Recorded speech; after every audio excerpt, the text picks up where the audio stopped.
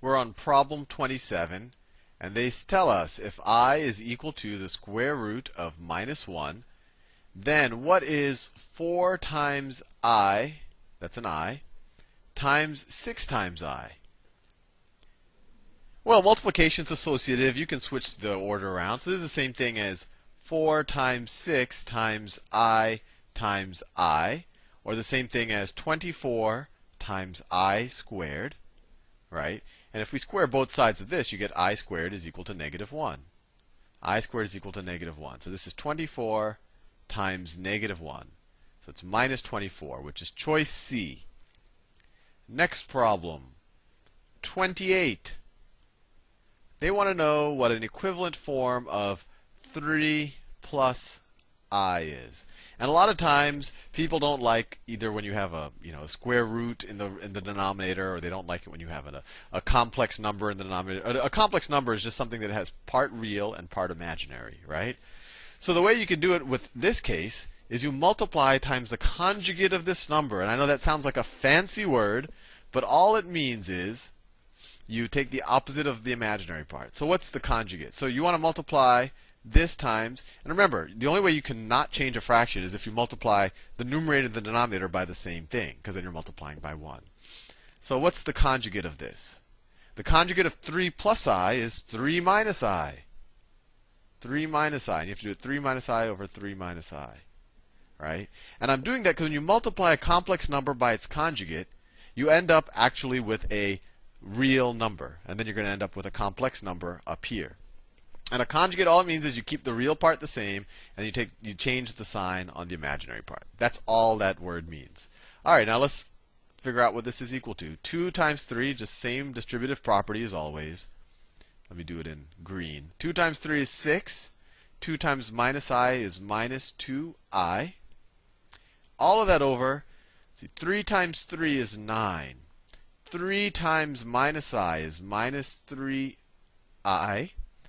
I times 3 is plus 3I.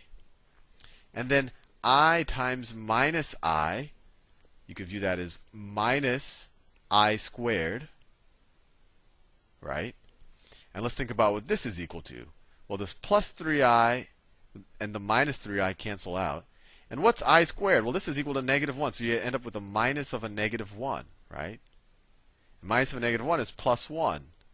So you're left with 6 minus 2I over 9 plus 1 over 10. And actually, we could reduce this sum. We could divide the top and the bottom by 2. So that becomes 3 minus I over 5. Just divided both numerator and denominator by 2. And that is choice B. Choice B. Problem 29. These go fast. 29. No systems of equations and all of that. What is the product of the complex numbers? 3 plus I and 3 minus I. They just asked us that. That was in the last problem. When we multiplied 3 plus I times 3 minus I, what did we get? We got 10. We did this whole thing. 3 times 3 is 9. We did the whole thing. So they're just repeating the same question. That equals 10. That's choice B. Rewind the video and see what I did here. 3 times 3 is 9 times minus 3I plus 3I minus I squared. These terms cancel out. You get a minus I squared, which is minus negative 1. So you have 9 plus 1. So it equals 10. So that is choice B. That's crazy. They just gave us the same problem twice in a row. Let's see.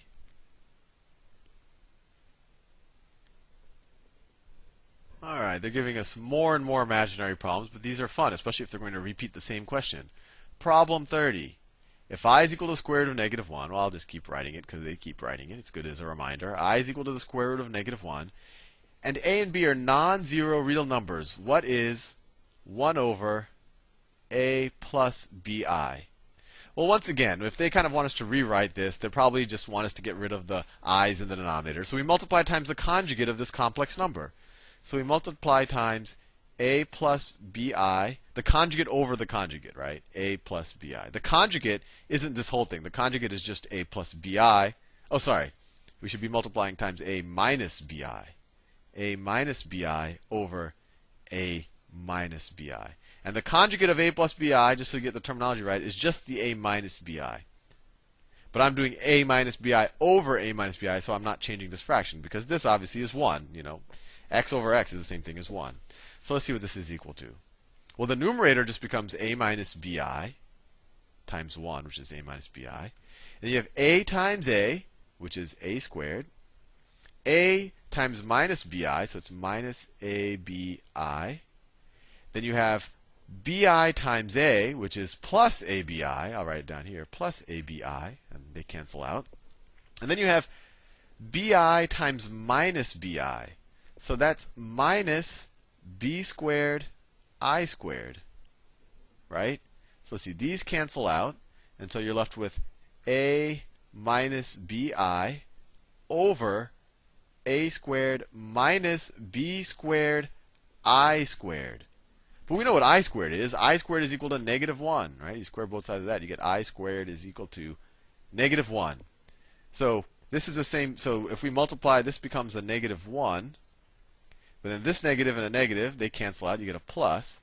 So then we get a minus bi over a squared plus b squared. And that is choice B. Choice B. Next problem. Okay. All right, what are the solutions to the equation? X squared plus 2x plus 2. All right, now if you see an equation like this and you're like, okay, let's see, can I factor it? And that is equal to 0. You say, okay, what numbers when I multiply them equal 2, and when I add them equal 2? Well, that's a hard one. And whenever you get stuck, the easiest thing to do is just use the quadratic equation, right? And just as a reminder, if you have the problem, if the equation is ax squared plus bx plus c, maybe I should have done them all in capital letters, is equal to 0. The solution to this, and the proof of this we've done in the Khan Academy, it comes from completing the square, but it's useful to memorize, is negative b. So the solutions are x are equal to negative b plus or minus the square root of b squared minus 4ac, all of that over 2a. So in this case, what is a? A is the coefficient on x squared, so a is equal to 1. What is b? B is the coefficient on x, so b is equal to 2. And what is c? C is just a constant term, so c is equal to 2. And we could just solve like that. Just substitute these values, so you get x. So you get x is equal to minus b, which is minus 2, plus or minus the square root of b squared, so that's 4, minus 4 minus a, so 4 minus 4 times a, 4 times 1 times 2, all of that, that's an ugly looking radical, all of that over 2a. 2 times 1 is 2. So that equals, let's see, we get minus 2 plus or minus the square root of 4 minus, this is 8, right? 4 times 1 times 2. 4 minus 8, which is minus 4, all of that over 2, which is equal to minus 2 plus or minus. So the square root of minus 4, we could rewrite that as the square root of 4 times minus 1, right? So that equals 2 plus or minus the square root of 4 times the square root of minus 1, all of that over 2, which is equal to minus 2 plus or minus, square root of 4 is 2, and the plus or minus carries, so it's dealing with positive or negative 2, times the square root of negative 1. Well, we learned that's I multiple times. Square root of negative 1 is I. All of that over 2. Now we could simplify this a little bit. I'll do it in a different color just because I've run out of space at the bottom here. So this is equal to, divide everything by 2, you get negative 1 plus or minus I. And let's see. The choices are, right, that's choice C, because negative 1 plus or minus I could also be written as negative 1 plus I as one value for x. And then the other one would be negative 1 minus I. And they separate it out. They don't write plus or minus in the actual problem. And I'm out of time. I'll see you in the next video.